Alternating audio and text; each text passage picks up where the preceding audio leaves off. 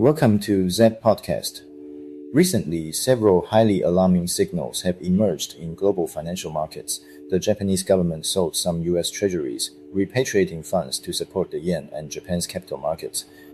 US Treasury yields rose to new highs led by the long end, while the dollar weakened due to market expectations of a massive future supply of US Treasuries and persistently weak demand. US Treasury Secretary Bessent announced that the Treasury will buy US Treasuries, but his room for maneuver is limited.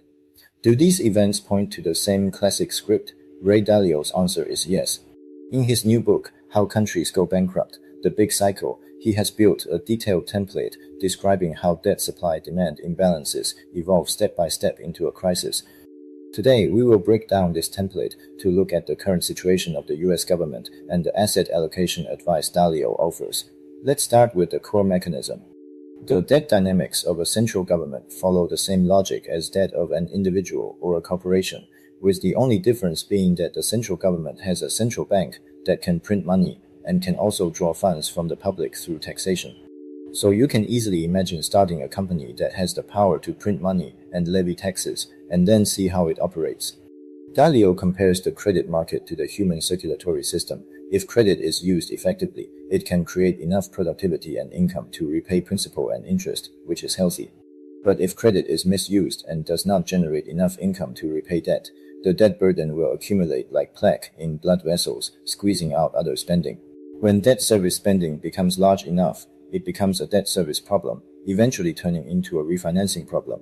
Bondholders no longer want to roll over and only want to sell. When there is a shortage of demand relative to supply, either interest rates rise, dragging down the market and economy, or the central bank prints money to buy debt, devaluing the currency and pushing up inflation. Printing money also artificially lowers interest rates, harming lenders' returns. Both paths are bad. If the scale of debt sell-off is too large to contain, and the central bank has already bought a large amount of bonds, rising interest rates will cause losses for the central bank, damaging its cash flow, and ultimately the central bank may fall into negative net assets. When the problem becomes serious, both the central government and the central bank will borrow to pay debt service expenses. Due to insufficient free market demand, the central bank will print money to provide lending, thus forming a self-reinforcing spiral of debt, money printing, and inflation. Dalio said that three classic indicators need to be watched. First, the scale of government debt service expenditures relative to government revenue, which is like the amount of plaque in the blood vessels. Second, the scale of government debt sell-off relative to the demand for government debt, which is like plaque detachment triggering a heart attack. Third, the scale of the central bank's purchase of government debt by printing money to fill the gap in treasury demand, which is like injecting strong credit to relieve liquidity tensions, resulting in more debt, which in turn becomes the central bank's exposure. These indicators typically climb continuously over decades-long cycles until they can no longer be sustained. So what is the current situation of the US government? Dalio asks you to imagine running a big company called the US government. This year, the company's total revenue is about $5.5 trillion, and total spending is about $7.5 trillion, resulting in a budget deficit of about $2 trillion, meaning spending is about 40% more than revenue. The room for cutting spending is very small, as almost all spending has previously been committed or is necessary. Due to long-term heavy borrowing, the company has accumulated about $32 trillion in debt, roughly 6 times its annual income, equivalent to about $240,000 per household you need to support. The interest bill on this debt is about $1 trillion, accounting for 20% of revenue, which is also equivalent to half of this year's budget deficit. But $1 trillion is not all you need to pay creditors, because in addition to interest, you also need to repay maturing principal, about $10 trillion. So you hope creditors will either roll over or lend you money. All in all, the principal plus interest that must be repaid to avoid default is about $11 trillion, roughly 200% of incoming funds. What will happen next? You will borrow to fill the deficit. Most independent assessment agencies estimate that in 10 years, US debt will reach $55 to $60 trillion, about 7 times its income, because there will be an additional $25 to $30 trillion in borrowing by then. 10 years from now, this company will face heavier debt service spending, squeezing other spending, and the risk of not finding enough demand for the debt being sold will be even greater. Dalio's solution is called the 3% rule of 3. He believes the US government should bring the budget deficit down to 3% of GDP and balance it among three approaches: cutting spending, increasing tax revenue, and lowering interest rates. All three must be pursued simultaneously to avoid any single one being too aggressive. According to his calculations, compared to current plans, cutting spending and increasing tax revenue by about 5% each, with interest rates correspondingly lowered by about 1 to 1.5 percentage points, would reduce interest spending by 1 to 2 percentage points of GDP over the next decade and stimulate asset prices and economic activity to rebound. Dalio also answered some common questions. Someone asked why large government debt crises and big debt cycles occur. He said the reason is the three indicators mentioned earlier, which are easy to measure, and people can clearly see them heading towards an imminent debt crisis. Throughout history, almost every country has experienced such a debt cycle, usually multiple times. All monetary orders ultimately collapsed, and the decline of all reserve currencies stemmed from this, such as the British pound and the Dutch guilder before the pound. Another person asked if this process happens repeatedly, why is the underlying mechanism so rarely known?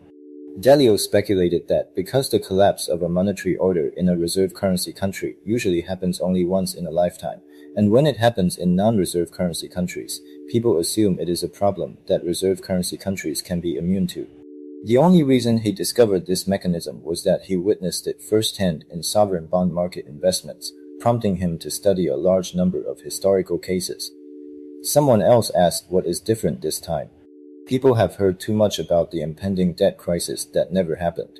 Dalio believes we should be very worried, for the reasons he mentioned earlier. He metaphorically said that this is like a person whose arteries are already full of plaque, yet continues to eat high-fat food in large quantities and never exercises, saying to the doctor, "You warned me long ago that if I didn't change my lifestyle, something would happen, but I haven't had a heart attack yet, so why should I believe you now?"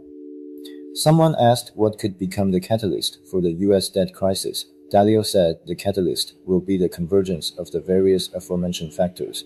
As for timing, policy, and exogenous factors can accelerate or delay its arrival. He speculated that if we do not change the current path, the crisis will arrive within 3 years, plus or minus 2 years. Someone asked if there are precedents similar to significantly cutting budget deficits with good results. Dalio said yes. The most similar successful precedent is the US from 1991 to 1998, when the budget deficit was reduced by 5 percentage points of GDP. Some believe that due to the dominant role of the dollar in the global economy, the US is generally less susceptible to debt crisis. Dalio said that believing this means not understanding the mechanism and historical lessons. Money and debt must serve as effective stores of wealth, otherwise they will be devalued and abandoned. The dynamics he describes are precisely how a reserve currency loses its effectiveness as a store of wealth. Someone mentioned Japan, saying that Japan's debt-to-GDP ratio is as high as 215%, the highest among developed economies, yet no debt crisis has erupted. Dalio said Japan's case is confirming his theory. Due to the extremely high level of over-indebtedness by the Japanese government, Japanese bonds and debt have always been poor investments. To compensate for the lack of demand for Japanese debt assets at sufficiently low interest levels, the Bank of Japan printed money in large quantities and bought large amounts of Japanese government bonds. As a result, since 2013, investors holding Japanese bonds have lost 51% compared to holding dollar bonds and 76% compared to holding gold. Since 2013, measured in a common currency, the wages of ordinary Japanese workers have fallen by 55% relative to US workers.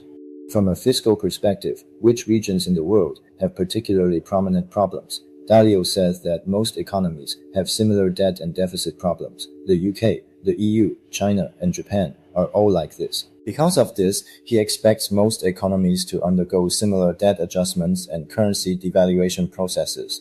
And because of this, he expects non-government produced currencies like gold and Bitcoin to perform relatively well. Finally, how should investors respond? Dalio recommends doing diversified allocation across asset classes and countries, preferring countries with robust income statements and balance sheets, and without severe domestic political conflicts or external geopolitical conflicts. underweighting debt assets like bonds, and overweighting gold and a small amount of Bitcoin. He suggests allocating a small portion of funds, say 10% to 15%, to gold, which can reduce portfolio risk and he believes can also increase returns.